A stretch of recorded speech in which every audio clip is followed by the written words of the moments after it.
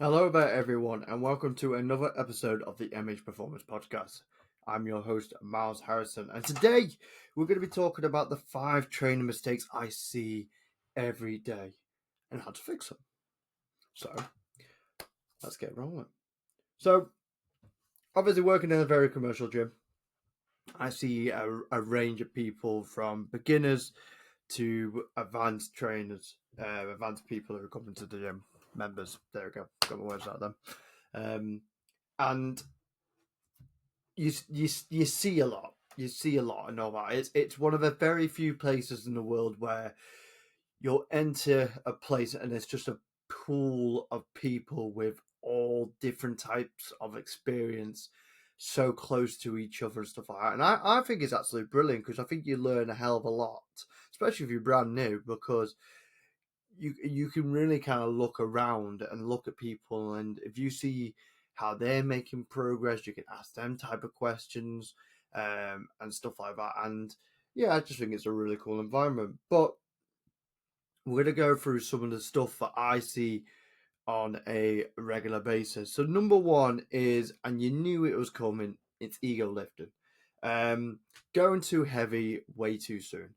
Now, I always say when people first getting started, to build strength as a priority. Like building strength is the foundation to um, a lot of goals. Whether that's your goals is fat loss, whether your goal is strength, whether your goal is hypertrophy, sprint performance, all that type of stuff.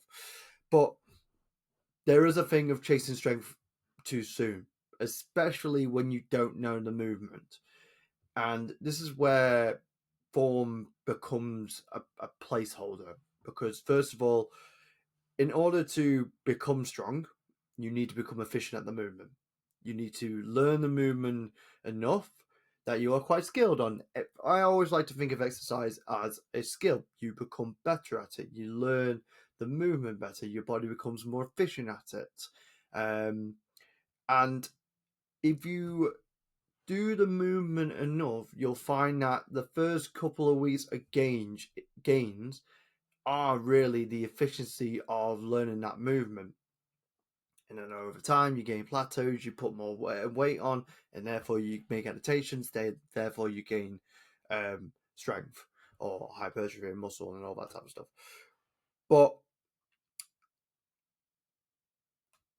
if I was someone who was talking to someone and they wanted to get into strength training, the thing that I would say is chill out on the weight first.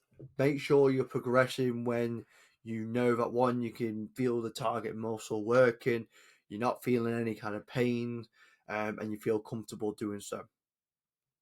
That's it. Mistake number two. Um,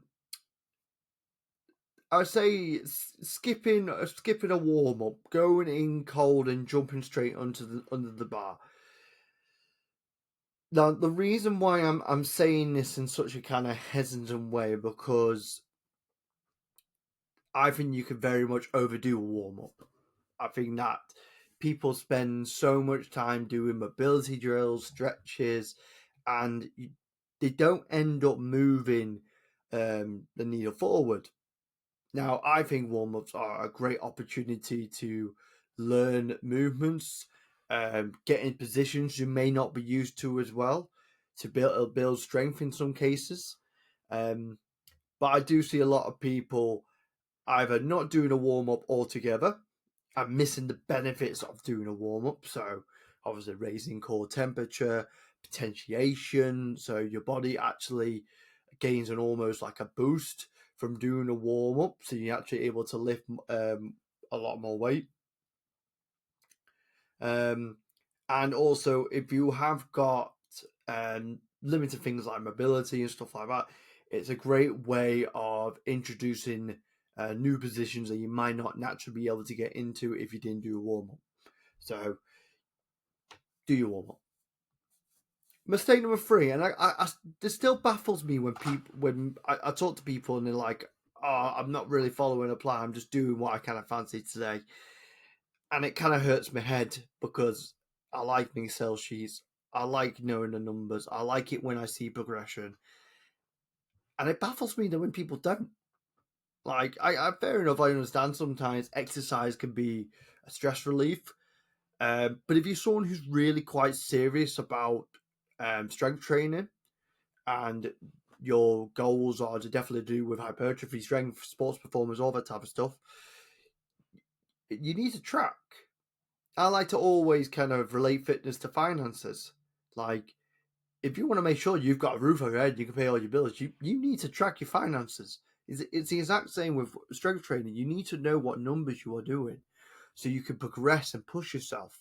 And not only that as well, if you're finding that you're not recovering the greatest at the moment, you can look at your numbers and go, well, maybe I did push that a little bit too much. Maybe I'll bring it down a little bit and stuff like that. I just think like having a plan in place so you know what works and what doesn't work, it's just a so much easier way to get you to achieve your goals.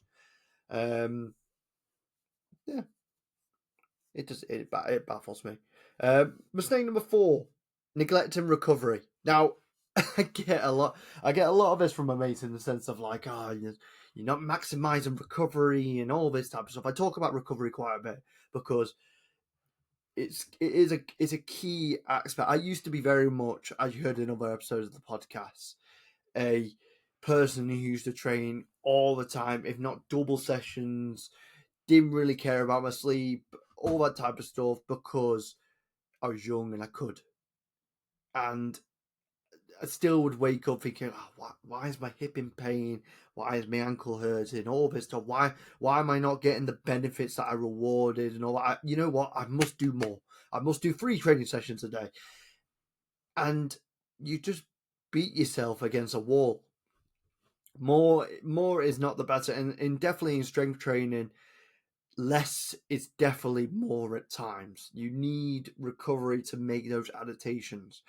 You need sleep to make sure you're recovering and you're getting the boosters of those adaptations as well. Like, and when I say rest and all that, you don't have to just obviously yes, rest means recover, like do other activities and stuff. But it doesn't just mean sit in the couch and actually do nothing. It just means just give your body something different. Go for a walk. Do a different type of training that isn't so high intensity. Or completely do a completely different exercise. There's loads of different ways to get recovery in. And then also at the same time as well, like make sure you're fueling yourself properly, like eating the right things, make sure you're getting enough sleep. Like if you're especially one of these people where um you're if you're definitely one of these people that goes, I'm gonna wake up in the morning to get a workout in when you're only gonna get 5 hours of sleep, you're missing the point. Like get your 7-8 hours of sleep. And then if you got time, do your workout and stuff like that. Because you're just going to beat yourself into the ground and you're going to get frustrated that you can't lift the same weight. You're not going to get a good stimulus and you're not going to get the adaptations that you want. Moving on. Last but not least, chasing sensation over tension. Now, what do I mean by this? I mean chasing the pump, chasing the burn, chasing the sweats that goes on. Like when you're a new beginner, it's good to get these things because you understand what muscles are working, you understand what it's like to actually work, and what it feels like the difference between something like a pump compared to pain, actually like being sore and stuff like that, and realizing that these adaptations actually might be a good thing. But not what as you get a little bit more into it, you start to realize that you can make gains from not feeling the pump and you're not having to absolutely blast yourself within the gym and stuff like that. Especially like if your goal is hypertrophy, hypertrophy muscle building, you don't need the pump in order to build muscle. The pump really is your body's ability to, in a way, flush out hydrogen and ions through lactate in your bloodstream. Um, and when that builds up, you get this like burning sensation, and it makes the muscle stop contracting. Some people, this is a phenomenon that people call lactic acid. Um, But anyway, but people will constantly chase that because that's the only metric that they have. And this also ties into obviously the progress and all that. Like, if your weights are going up, the likelihood also as well that you're building muscle at the same time is probably quite high. So make sure that like when you are doing these movements, you're not just going, right, well, I didn't feel like I worked really hard, therefore the workout wasn't that great. No. Can you focus on movement quality? Are your movements getting easier? Are your movements better? Are you becoming more efficient at them? Are you recovering from them a hell of a lot better? Can you do the movement with tempo? Can you potentially do a more complex movement? These are some of the metrics that you should be also having, other than, am I sweating buckets? Am I dying? Am I walking out of the gym? Can I not walk the next day?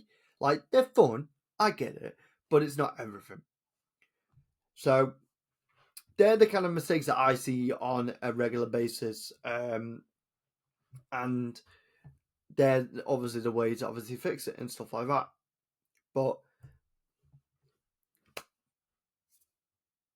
that's it really and stuff like that. Like I said, it's my job to have a look at these things and kind of educate you on obviously doing it as well. But the main thing is also as well that you're going to the gym, you're having fun, you're making progress as well. But hopefully, by listening to these 5 mistakes that I've also made in the past, and the mistakes that I've heard and seen in the gym, then you're one step closer to achieving your goals. So, if you like this episode today, make sure you give it 5 stars on Spotify, and make sure you're sharing it with friends and family and stuff. So yeah, see you all in the next one.